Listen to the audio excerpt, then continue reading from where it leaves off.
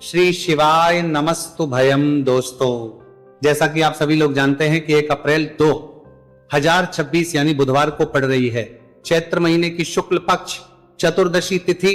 और दोस्तों, यह वह तिथि है जो चैत्र महीने में पड़ने वाली सबसे बड़ी तिथि है, क्योंकि यह चैत्र महीने में पड़ने वाली है और इसका बहुत ही बड़ा और विशेष महत्व होता है। पूज्य गुरु जी ने कहा है कि अगर कभी भी मौका लग जाए और चैत्र महीने की चतुर्दशी तिथि बुधवार को पड़ जाए तो आप लोगों को 7 हरा दुर्वा का उपाय तो अवश्य ही करना चाहिए। इन दोनों का संयोग बहुत ही कम आता है।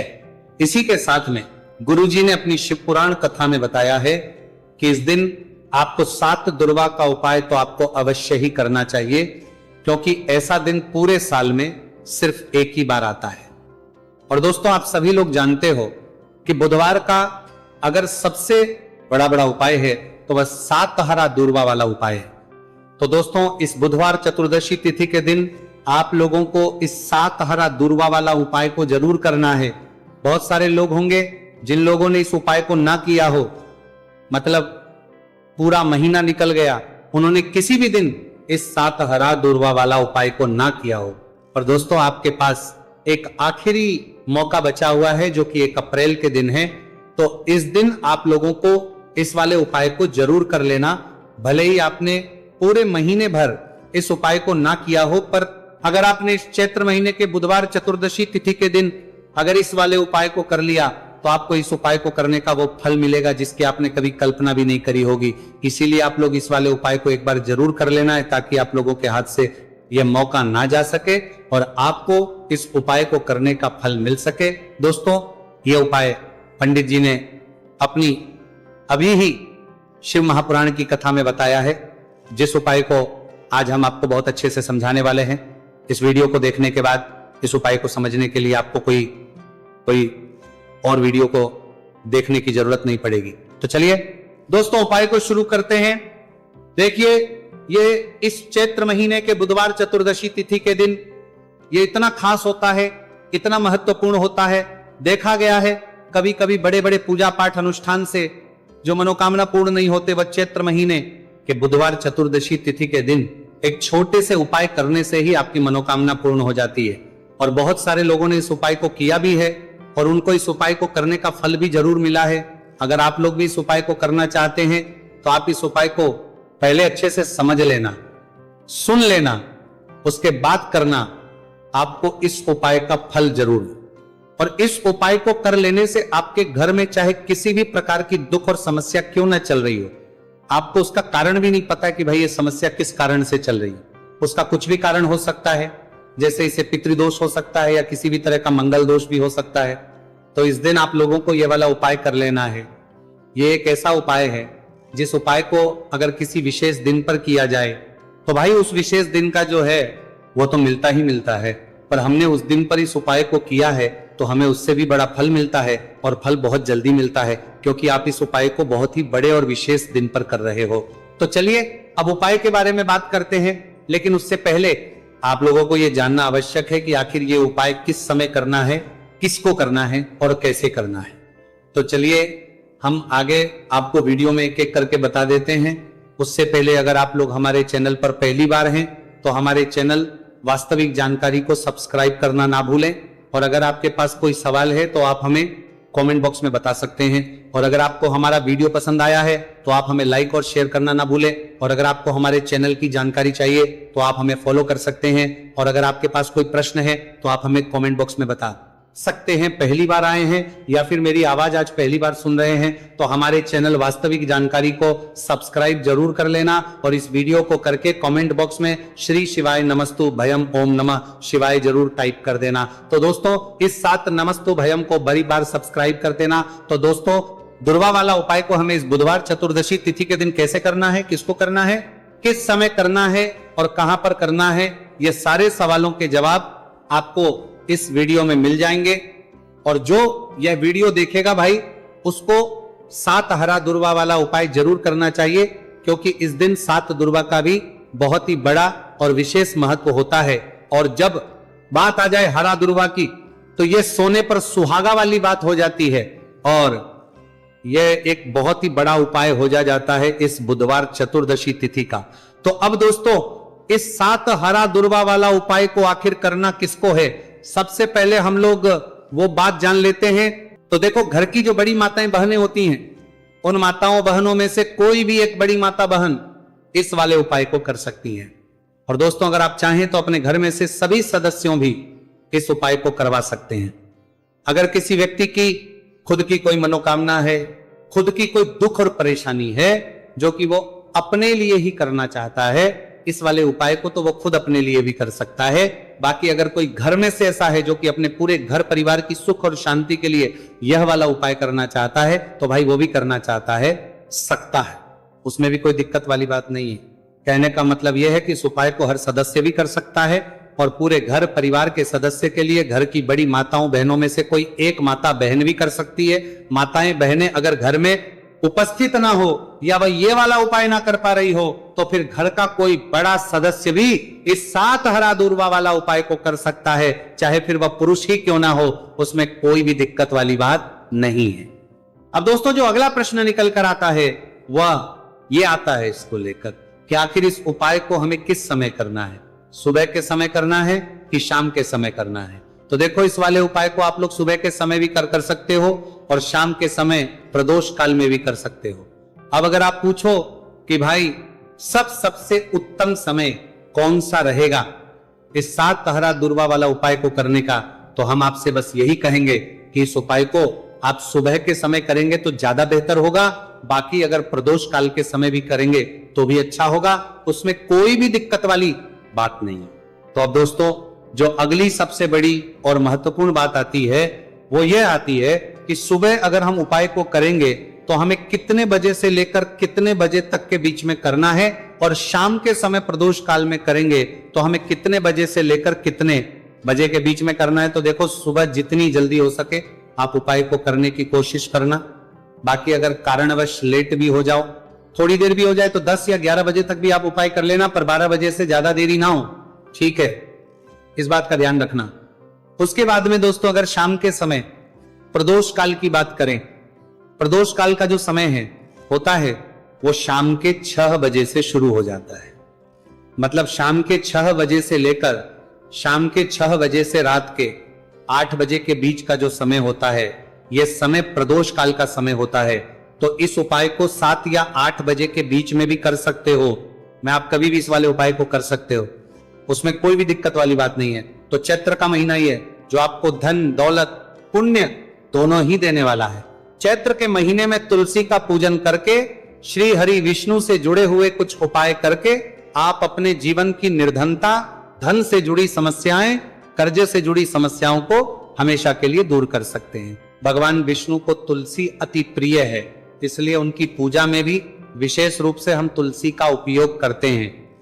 और बिना तुलसी दल के, बिना तुलसी मैया के श्री हरि विष्णु की पूजा और उनका भोग दोनों ही अधूरे होते हैं। इसीलिए चैत्र के महीने में ऐसा उपाय आपको बताने वाले हैं जिसे करने से श्री हरि विष्णु की असीम कृपा आपको मिलेगी और मां तुलसी से ऐसा आशीर्वाद मिलेगा, जीवन का हर दुख, हर कष्ट, गरीबी, निर्धनता, कर्जे से जुड़ी समस्याएं, सब कुछ ही आपके जीवन से दूर हो जाएगा और सुख, समृद्धि, धन, वैभव, ऐश्वर्य सब कुछ आपको अपने जीवन में आसानी से मिलने लगेगा।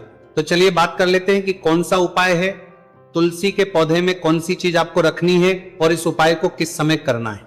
देखिए, सबसे पहले तो आपको बता दें कि अगर आपके घर में तुलसी का पौधा नहीं है तो चैत्र के महीने में तुलसी का पौधा अपने घर में लाकर जरूर लगाए, क्योंकि चैत्र के महीने में जो लोग अपने घर में तुलसी जी का पौधा लाकर लगाते हैं, मां तुलसी का पूजन करते हैं, कभी भी मां तुलसी उनके घर में निर्धनता नहीं रुकने देती है।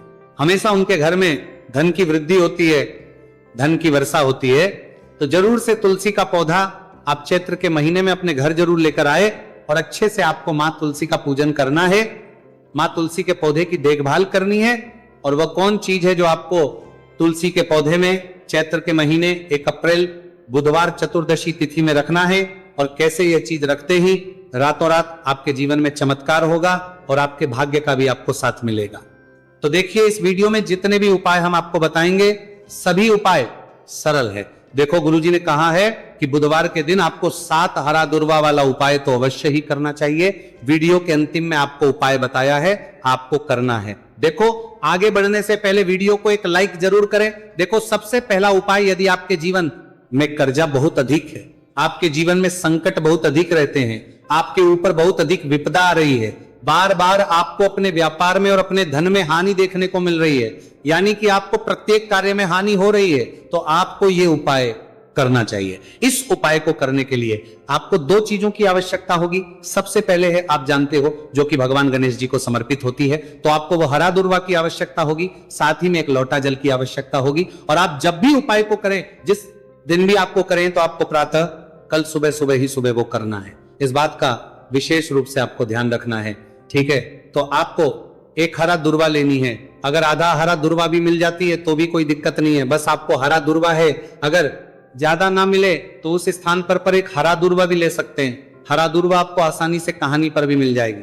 बस याद रखिएगा, शुद्ध दुर्वा, और मतलब उसे शुद्ध करके ही उपयोग में लीजिएगा, है ना। तो आपको करना क्या है, एक हरा दुर्वा या एक से ज्यादा भी हरा दुर्वा आप लोग ले सकते हैं। तो एक हरा दुर्वा अपनी ले लीजिए।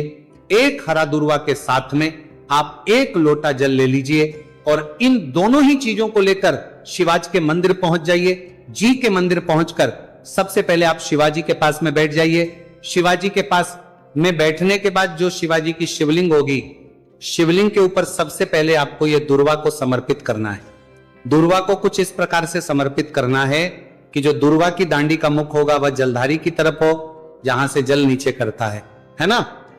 और जो हरा दुर्वा का मिला हुआ भाग होगा वो अपने आप शिवाजी के पीछे की तरफ हो जाएगा, ठीक है। तो इस प्रकार से यह हरा दुर्वा का, यह दुर्वा आपको भगवान शिवाजी का शिवलिंग के ऊपर समर्पित करनी है। और जो 1 लोटा जल आप अपने साथ लेकर आए हैं, इसी दूर के ऊपर भगवान शिवजी के शिवलिंग के ऊपर एक धारा से आपको समर्पित कर देना है, ठीक है। साथ अब यहां पर देखने बात यह है कि यह उपाय इस व्यक्ति को करना है जिस व्यक्ति की नौकरी नहीं लग रही हो, जो व्यक्ति परीक्षा में पास होना चाहता हो, तो इस व्यक्ति को अपने हाथों से इस उपाय करना है, तभी उपाय कम करेगा, ठीक है। उपाय को करने के बाद आपको 3 महीने उपाय आपको कब तक करना है, जब तक कि आपकी नौकरी ना जाए। जब तक आप इस उपाय को नियम के साथ करो, आपकी नौकरी जरूर लगेगी। अब बात करते हैं दूसरे उपाय के बारे में। तो देखिए, दूसरे उपाय जो है, देखिए इस उपाय के लिए आपको मात्र 1 लौंग का जोड़ा लेना है, यानी कि 2 फूल वाली लौंग लेनी है। साथ में आपको मात्र थोड़ा सा शहद लेना होगा और इसी के साथ में आपको तांबे के पात्र अंदर शुद्ध जल लेना होगा। अब देखिए, इन सभी सामग्रियों को लेकर के आपको भगवान शिव के मंदिर में पहुंच जाना है। देखिए, ये उपाय आप सुबह से लेकर शाम तक कर सकते हैं। तो वो सबसे पहले तो आपके पास जो 2 फूल वाली लौंग है, उन्हें आपको शहद के अंदर अच्छे से डुबो है, यानी कि दोनों लौंग पर आपको अच्छे से शहद का लेपन कर देना है। अब आपको जो आपके पास 1 लोटा जल है, सबसे पहले तो उसे शिवलिंग पर धीरे धीरे समर्पित करना है और श्री शिवाय नमस्तुभयम इसका जाप करते हुए समर्पित कर देना है। अब आपके पास जो 2 फूल वाली लौंग है शहद से, उसे आपको शिवलिंग पर अर्पित करना है और आपको प्रार्थना करनी है कि जीवन में जो रोग की स्थिति है वह समाप्त हो, जीवन के जो संकट और समस्याएं हैं वह सभी समाप्त हो, जीवन से जो कर्ज की समस्या है वह समाप्त हो। इस प्रकार से प्रार्थना करते हुए ये जो 2 फूल वाली लौंग ही शहद संयुक्त इस आपको शिवलिंग पर अर्पित कर देनी है। आपकी जो भी समस्या होगी इस बुधवार के दिन अवश्य ही समाप्त हो जाएगी। तो इस प्रकार से आपको पहला उपाय करना है। अब हम बात कर लेते हैं दूसरे उपाय के बारे में। देखिए, यह उपाय आपके लिए सर्वश्रेष्ठ होने वाला है। देखिए, इस उपाय के लिए आपको चाहिए होंगे 5 हरा मूंग के दाने, और मूंग के दाने कहीं से भी खंडित नहीं होने चाहिए, इस बात का ध्यान रखें। और इसी के साथ में आपको एक तांबे के पात्र के अंदर अपने घर से शुद्ध जल 1 लोटा जल ले लेना है। अब दोस्तों, इन सभी सामग्रियों को लेकर के आपको सीधे पहुंच जाना है भगवान शिव के मंदिर में। देखिए, इस उपाय को भी आप सुबह भी कर सकते हैं और शाम के समय में भी कर सकते हैं। देखिए, भगवान शिव के मंदिर में पहुंचने के बाद आपके पास जो 5 हरे मूंग है, उनमें से पहला जो हरा मूंग है, आपको शिवलिंग के सामने जो नंदी महाराज होते हैं और उनका जो पैर उठा हुआ होता है, वहां पर आपको पहला हरा मूंग समर्पित करते हैं और आपको श्री शिवाय नमस्तुभयम इसका जाप कर लेना है।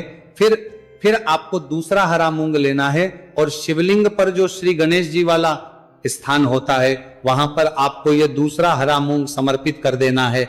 यानी कि शिवलिंग के सीधे तरफ आपको ये दूसरा हरा मूंग समर्पित करना है और फिर आपको ओम गण गणपते नमः या फिर ओम श्री गणेशाय नमः इसका जाप कर लेना है। तीसरा हरा मूंग का दाना आपको भगवान शिव की सबसे प्रिय पुत्री माता अशोक सुंदरी वाले स्थान पर समर्पित करना।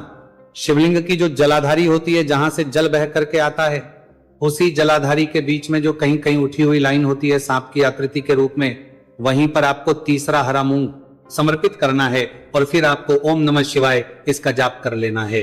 अब दोस्तों, चौथा जो हरा मूंग है उसे आपको भगवान कार्तिकेय जी का जो स्थान होता है शिवलिंग पर, वहां पर आपको ये चौथा हरा मूंग का दाना समर्पित कर देना है और आप ओम नमः शिवाय इसका जाप कर लेना है।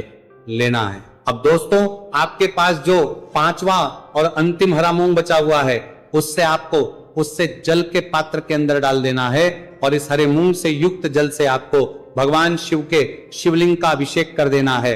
जल आपको बिल्कुल धीरे धीरे समर्पित करते जाना है और लगातार आपको शिव महापुराण के मूल श्री शिवाय नमस्तुभयम इसका जाप करते रहना है। फिर आपको शिवलिंग के आगे बैठकर, यदि आप अपने बच्चों के लिए यह उपाय कर रहे हैं, यदि आप अपने बच्चों की बुद्धि ज्ञान और विवेक के लिए उपाय कर रहे हैं, तो उसके लिए आपको प्रार्थना कर लेनी है। या फिर व्यापार में वृद्धि करने के लिए यह उपाय कर रहे हैं तो उसकी कामना करते हुए आपको प्रार्थना कर लेनी है। या फिर अपनी नौकरी के लिए कर रहे हैं, या फिर अपने इंटरव्यू के लिए, या फिर धन की प्राप्ति के लिए कर रहे हैं, जिस भी कामना के लिए आप उपाय कर रहे हैं उसे परिपूर्ण करने के आपको महादेव से प्रार्थना कर लेनी है और फिर आपको वापस अपने घर आ जाना है। पूज्य गुरु जी ने कहा है कि जो भी व्यक्ति इस उपाय को कर लेता है तो यकीन मानिए आपके जीवन की जो सारे संकट, कष्ट और बाधाएं ही वह सभी समाप्त होंगे। अब हम बात करते हैं अगले उपाय की। इस उपाय के लिए आपको एक दीपक लेना है। दीपक आप मिट्टी का भी ले सकते हैं और शुद्ध आटा मढ़कर उसका दीपक भी आप तैयार कर सकते हैं। अंदर गोल बाती का प्रयोग करना है और दीपक के अंदर आपको शुद्ध घी का प्रयोग करना है। इसी के साथ में आपको मात्र एक फूल वाली लौंग लेनी होगी। अब ये एक दीपक और एक फूल वाली लौंग लेकर के सीधा आपको पहुंचना होगा बरगद के वृक्ष के। वहां पर देखिए, सबसे पहले तो आपके पास जो एक फूल वाली लौंग है उससे आपको बरगद के वृक्ष की जड़ में समर्पित करना है।